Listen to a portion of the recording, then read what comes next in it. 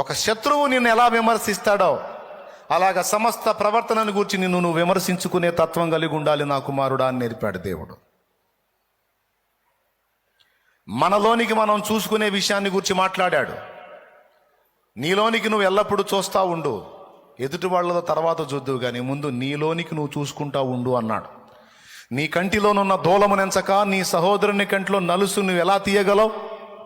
వేషధారి, ముందు నీ కంటిలోనున్న దూలమును తొలగించుకొని మా తర్వాత నీ సహోదరుని కంటిలో నలుసు నీకు తేటగా కనబడుతుంది అన్నాడు. ఆ మాటలోని కీలకత్వాన్ని గుర్తెరిగాను. అప్పటి నుంచి ఇప్పటిదాకా ఎవరు చెప్పినా సరే ముందు ఆలోచిస్తాను, వాళ్ళు చెప్పిన దానిలో ఎంతవరకు న్యాయం ఉంది, ఎంతవరకు వాస్తవం ఉంది, నిజంగా నేను బ్యాలెన్స్ అవ్వాల్సిన సంగతులు ఏమన్నా ఉన్నాయా? కిరాణా కొట్టుకాడికి వెళ్ళానండి, పేస్ట్ బ్రష్ తెచ్చుకుందామని. సేవలోకి వచ్చిన క్రొత్తలో అక్కడ ఒక బ్రదర్ ఉన్నాడు, ఆ షాపులో ఆ సరుకులు ఇచ్చాయన్న. పాచి కలర్ ప్యాంటు,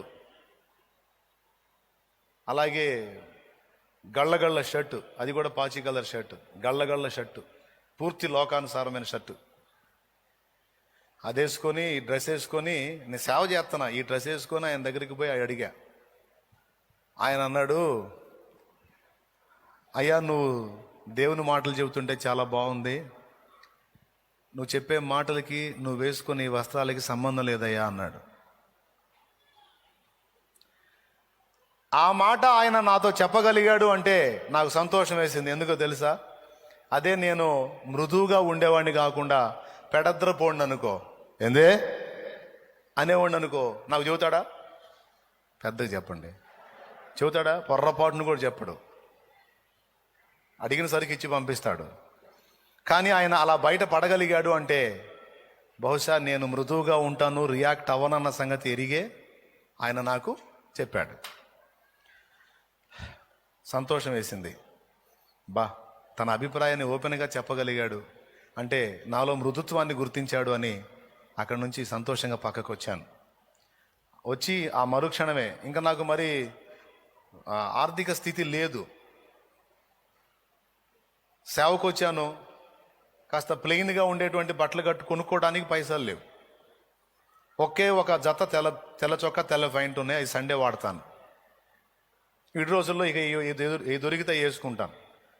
కానీ ఏం చేద్దాం, దైవ భక్తుడు అన్నదానికి తగ్గట్టు గెటప్ ఉండాలిగా. ఆయన చెప్పాడు, నీ వస్త్రాలు కొంచెం అభ్యంతరకరంగా ఉన్నాయా అని. ఇంకంతే, ఇంతవరకు వాటి జోలికి పోలా. తర్వాత ఈ బండలు దుడిచే గుడ్లైనవి పోలా.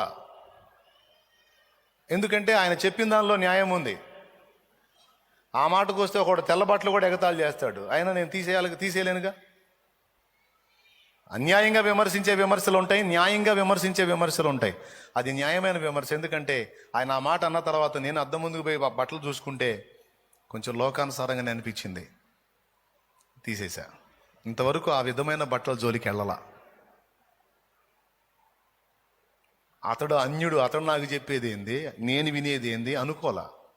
ఎవరైతేనే నా మంచి కోరాడు, అయ్యా నువ్వు దేవుని మనిషివి, దేవుని మాటలు చెబుతున్నావు, దేవుని కోసం బతుకుతున్నావు, కాస్త ఆ వస్త్రం కూడా సరిదిద్దుకోయా అన్నాడు. అంటే మిగిలిన విషయాలన్నీ బాగున్నాననేగా ఆయన అభిప్రాయం. అన్ని విషయాల్లో ఇంకా వేరే విమర్శ చెప్పలేదుగా, ఆ ఒక్కటేగా. అంటే మిగిలిన విషయాలు అన్నిట్లో సక్సెస్ అయ్యా, అంటే అతని హృదయాన్ని గెలవగలిగా. ఈ ఒక్కటి కూడా నేను దిద్దుకుంటే ఆయన దేవునికి కనెక్ట్ అవుతాడు. ఆశ్చర్యకరమైన విషయం చెప్పనా, ఇప్పుడు ఆ కుటుంబం మొత్తం రక్షణలోకి వచ్చింది.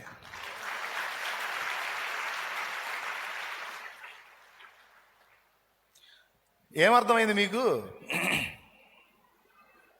ఏదైనా ఒక లోపాన్ని ఎదుటి వ్యక్తులు మనకు అందించినప్పుడు వెంటనే దాన్ని స్వీకరించే మనసు మనకు ఉండాలి. అలాంటి మృదువైనటువంటి వ్యక్తిత్వాన్ని మనం సాధన చేయాలి. ఒక దేవుని బిడ్డగా మన లక్షణాలు అవి. అలాగే ఎదుటి వాళ్ళని పాయింట్అవుట్ చేసేటప్పుడు కూడా మెళకు ఉండాలి. దేవుడు నాకు నేర్పిన పద్ధతి అది. నా కుమారుడా, ఎదుటి వాళ్ళని విమర్శించడానికి తొందరపడద్దు. ఎదుటి వాళ్ళ జీవితాల్లోకి తొంగి చూడటానికి ప్రయత్నం చేయొద్దు. ఎదుటి వాళ్ళ పతనాలు నీకు వినపడుతున్నప్పుడు మనసులో సంతోషపడద్దు, బాధపడు. నీ సాటి సేవకులు బలహీనపడితే వాటిని బట్టి సంతోషపడద్దు, బాధపడు. ఎందుకంటే యుద్ధ రంగంలో వాళ్ళు నీకంటే ముందున్న సైనికులు, శత్రువు చేతిలో దెబ్బతిన్నోళ్ళు. తర్వాత తోట నీకే వస్తుంది. కాబట్టి పడ్డవాడిని చూచి నిలిచిన నీవెన్నడూ సంతోషపడద్దు. నీవు కూడా పడతావని గ్రహించి జాగ్రత్త పడి, చేతనైతే ఆ సహోదరుని కోసం ప్రార్థన చేయి. చెయ్యిచ్చి లేపగలిగితే చెయ్యి అందించి నిలబెట్టు. అంతేగాని సహోదరుడు పడినప్పుడు, సహోదరి పడినప్పుడు వారి పతనాన్ని బట్టి ఎన్నడూ కూడా వాళ్ళు యోగ్యులు కాదు, నేను యోగ్యుణ్ణి అని ఎన్నడూ నిన్ను గూర్చి నీవు అనుకోవద్దని పరిశుద్ధాత్మ చిన్న పిల్లవాడికి నేర్పినట్టు నేర్పాడు నాకు నా తండ్రి. ప్రతి విషయంలో దేవునికి స్తోత్రం కలుగునుగాక.